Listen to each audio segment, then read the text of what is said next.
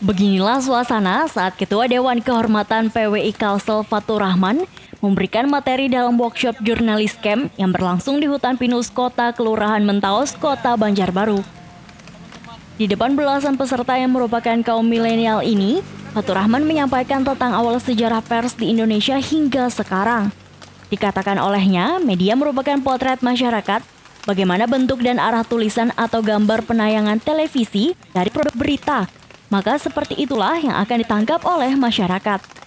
Untuk itu, setiap jurnalis wajib memiliki pengetahuan yang luas, sehingga nantinya seorang jurnalis tidak hanya terbatas menjadi wartawan saja, namun juga bisa bekerja di bidang lainnya.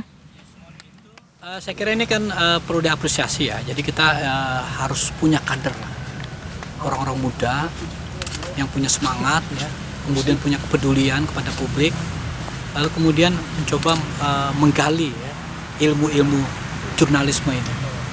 Karena sebetulnya ilmu ini bisa dimanfaatkan di berbagai lini. Jadi kalau dia jadi tentara, dia bisa menjadi unggul karena pengetahuan jurnalisme.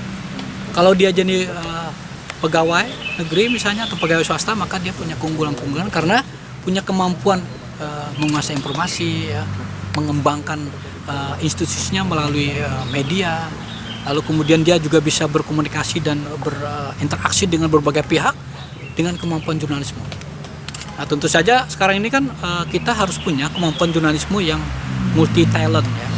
Jadi dia bisa nulis, dia bisa reportase, dia bisa juga melakukan liputan-liputan langsung di lapangan, kan seperti itu.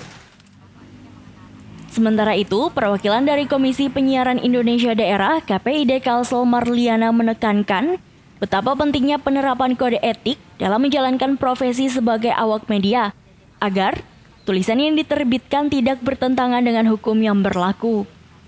Ditambahkan, di era sekarang ini, penulis tidak harus menjadi seorang wartawan, namun setiap orang bebas berpendapat selama itu tidak melanggar aturan yang diterapkan.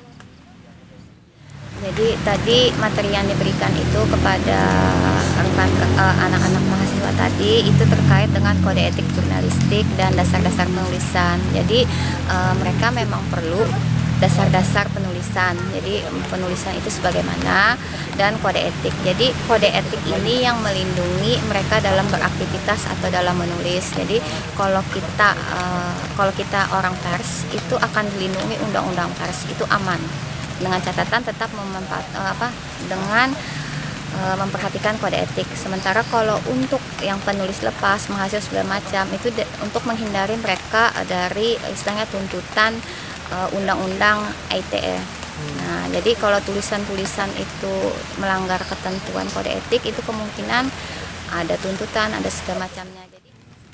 Para narasumber mengapresiasi dengan digelarnya kegiatan workshop jurnalis di ruang terbuka seperti ini. Apalagi para peserta merupakan kaum milenial. Mereka berharap melalui kegiatan ini akan lahir jurnalis-jurnalis muda yang memiliki wawasan luas sehingga turut mencatatkan coretan emas lewat pemberitaan yang dipublikasikan. Dari Kota Banjarbaru, Hans Kimberlan Yukatpo, BanumaTV.com melaporkan.